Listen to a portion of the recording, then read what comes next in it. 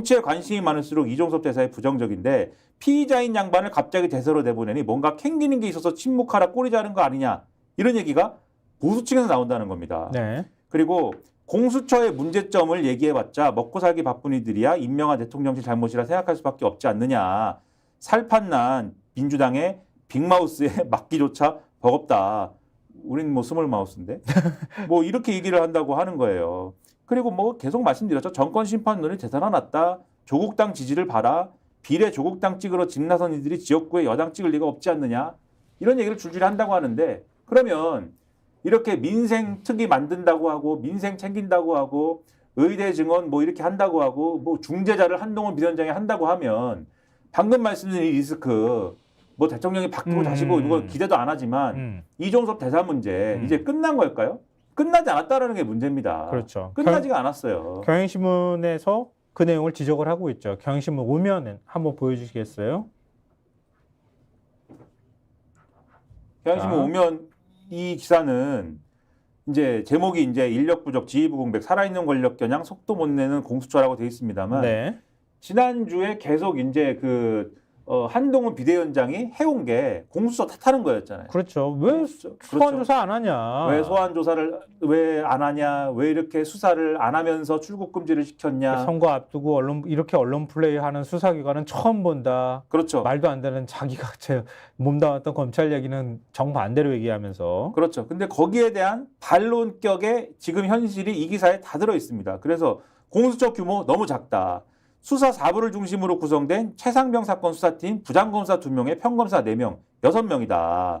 근데 대장동 개발 비리 이 부패 사건 담당하는 서울중앙지검 반부패 수사 1부부터 3부까지가 평검사 수만 20여 명이다. 그리고 수사 인력은 한정되는데 고발이 쌓여가기 때문에 최상병 사건 수사가 그동안 후순위에 있었다.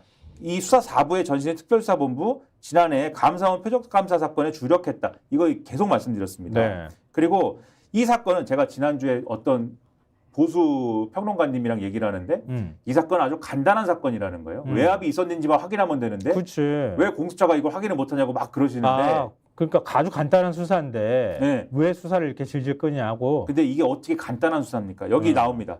최상병 사건이 감사원 표적감사 사건과 함께 살아있는 권력을 겨냥한 것이라는 점도 수사가 속도감 있게 진행되지 못하는 배경으로 지목이 된다. 살아있는 권력을 수사하는 게 어떻게 간단한 수사입니까? 그렇죠? 그리고 공수처 지휘부의 공백도 영향을 미치고 있다. 검찰 내부에서는 공수처의 무능론도 제기를 한다. 그런데 최상병 사건 언론 보도와 관련돼 공수처 수사팀이 지금 검찰에 고발됐죠. 국민의힘이 고발했습니다. 검찰 수사가 본격화되면 수사 속도는 더 떨어진다. 공수처가 수사를 빨리하게 만들고 싶으면 왜 고발했습니까? 공수처를. 그러니까 국민의힘은 하나도 앞뒤가 안 맞는 말을 하면서 한동훈 비대위원장은 공수처 탓을 하는 거예요. 근데 이런 기사가 나오고 하면은 공수처 탓만 계속 해봐야 먹히겠습니까? 그러니까는 민생으로 포인트 옮기는 거 아니냐 이런 생각도 하게 되고요. 네. 경향신문에 그 밑에 기사도 있어요. 혐의자 네. 특정 않는다던 국방부 법무관리관 관리관실에선 2명 특정에 이첩 의견 냈다. 이건 무슨 얘기냐면 유재원 법무관리관이라는 분 있죠. 이분이 이종섭 당시 국방부 장관이 이첩하라고 했다가 그 의견 뒤집을 때 당시 해병대 수사단한테 직접 얘기를 해가지고 그 이첩 사실을 뒤집으라고 한 분으로 의심되는데 지금까지 뭐라고 주장했냐면 내가 얘기했던 거는 그 수사단에서 이 혐의를 측정하지 말고 그냥 수사 상황만 얘기해가지고 경찰에 넘기라는 얘기였지 네. 누구 혐의를 빼라 마라 한 게 아니다 이렇게 설명해 왔는데 지금 확인을 해보니까 국방부 조사본부의 보고서 내용을 확인을 해보니까 당시에 해병대 수사단이 8명을 업무상 과실치사 혐의자로 특정을 했는데 8명을 특정하지 말고 2명을 특정해라 라고 법무관리관이 얘기한 내용이 있다라는 거예요. 그 얘기는 뭡니까? 8명 하지 말고 2명을 특정해라. 6명은 빼라는 거지 않습니까? 그렇지. 이거는 외압이다. 라는 게 이 기사에 확인된 것이기 때문에 이런 사실 다 종합하면은 용산발 리스크 안 끝난 거고요. 칼럼이 하나 있지 않습니까? 이것을 잘 보여주는. 맞습니다. 한겨레신문 김희철 논설위원이 칼럼을 썼는데요. 굉장히 흥미로운 내용이 들어가 있어요. 그렇죠. 이거 보면서 눈이 번쩍 띄었는데 총선을 정쟁터로 만든 복수열전의 판타지 이렇게 돼 있어요. 근데 그 다른 거는 좀 빼고 얘기하더라도 이종섭 대사 임명 미스터리에 대해서 설명을 하고 있어요. 이렇게 칼럼 내용이 나옵니다. 총선이 코앞인데 웬 자충수냐고 묻는다. 무심코 저지른 실수가 아니라 필연 속 우연히 패착을 초래했다. 윤희 그림자를 보고 대경 실색한 것으로 보인다. 용산과 고위공직자 범죄수사처, 공수처, 검찰의 전현 특수통들 얘기를 들어보니 대강 그림이 그려진다. 이렇게 얘기를 하고 있다는 거예요. 정리를 하자면 특수통들이 딱 보니까 그냥 답이 딱 나오더라 이 말이에요. 이종섭 대사 왜 굳이 전 국방부 장관 수사 외압 의혹의 정점에 있다고 얘기되는 사람을 대사로 임명했는가? 이 얘기를 이제 설명하고 있는데요. 이종섭이 대사로 검토된 건 지난해 10월 장관직 사퇴 직후부터라고 합니다. 프랑스, 폴란드가 거명되다가 오스트레일리아로, 그러니까 호주로 정해졌다고 하는데요. 이종섭은 최상병 사건의 키맨이다. VIP 운명이 그 사람에게 달렸다. 입단속, 대기업은 돈으로 한다. 공무원은 자리 말고 뭐가 있겠느냐. 이게 누군가가 말을 해줬다는 거예요. 이렇게. 따옴표예요. 네, 따옴표 표시되어 있는데요. 공수처만 아니었다면 대사 임명은 총선 이후가 됐을 것이다. 1월 17일에서 18일 공수처가 해병대 사령관 등을 압수수색했다. 그 직후 처장과 차장이 연달아 임기 만료로 떠나 지도부 공백 상태가 됐다. 그러니까 수사팀의 독자적으로 행동 공간이 열리면서 수사가 진척될 수 있는 상황이었는데 문제는 수사팀엔 친윤이 전무했다고 합니다. 그러니까 대통령실은 수사 상황을 잘 몰라서 답답해했다고 합니다. 그러면서 이제 또 코멘트가 나오는데요. 판례에 비추어 이종섭의 행위 중 최소 2가지는 직권남용이 된다. 경찰에 보낸 기록 회수와 누구누구는 빼라는 지시. 이거는 이제 코멘트로 돼 있는데요. 관련자 진술도 이미 많이 확보가 됐다고 합니다. 그러니까 이종섭의 지시가 자이냐 타이냐를 밝히는 문제만 남아있는데 또 총선 전에 이종섭의 구속영장이 청구되지 않을까 지레 짐작을 한 것 같다. 이거 대통령이 했다는 얘기가 되는 거예요.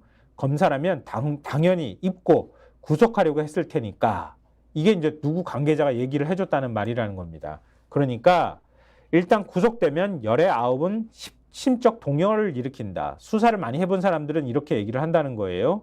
독박과 자백 사이에서 고민하게 되고 그러면 검사 윤석열이 그 누구보다 이런 상황을 잘 알 테니까 퍼즐을 못 맞추게 하려면 조각을 치우는 수밖에 없었을 것이다.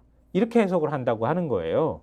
그러니까 지금 얘기 나오는 것처럼 공수처가 어떻게 수사할지 몰라서 불안해 죽겠는데 전전긍긍하는데 이종섭에 대해서 덜컥 구속영장 딱 쳐버리면은 이종섭 그렇죠. 붙잡아 놓고 나 윤석열 검사였다면 당연히 저거 구속치고 그리고 그렇지. 막 수사하면 이종섭은 불사람이다. 결국 불 수밖에 없을 테니 자리 줘서 내보내자. 퍼즐 딴 데로 치워버리는 거 외에는 달리 방법이 없었을 것이다. 이렇게 라고 되는 하는 거잖아요. 얘기를 전현직 특수통 그리고 뭐 이런 사람들이 하더라라고 칼럼에 어떤 사람이 썼다는 얘기를 저희가 전해드린 겁니다. 네, 저희가 소설을 쓴 게 아니라 간접 인용을 지금 하고 있는데 결국 맥락은 다 아마 구독자분들께서 이해하셨을 것 같아요. 그러니까 이거 하나로 모든 걸 다 설명해 주는 거라고 생각해요. 이게 이 사태의 본질이다.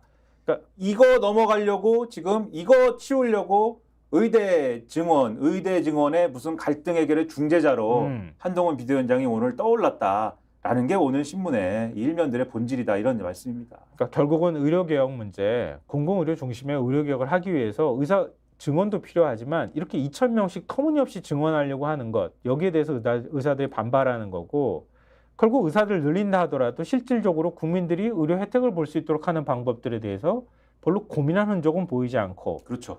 지금 선거 2주 앞둔 상황에서 뭔가 짜잔하면서 문제를 해결할 것처럼 하지만 결국 해결 가능성이 별로 없는 상황이다. 지금 상황으로만 본다면 결국 쇼다. 이런 결론으로 갈 수밖에 그렇네요. 없는 거네요. 허무하네요. 오늘 그러면 우리가 신문을 처음부터 끝까지 의대 증원 문제 한동훈 비대위원장이 중재자를 자처하고 대통령이 결단을 한 것처럼 비춰지고 있지만 실제로는 본질 가리기에 불과하다. 이렇게 결론 맺을 수가 있겠네요. 스픽스는 말하는 언론입니다. 대세는 유튜브, 그중에서 스픽스. 좋아요, 댓글, 구독, 알림 설정. 여러분이 저희를 사랑해 주시고 우리가 여러분을 사랑하는 4가지 방법입니다.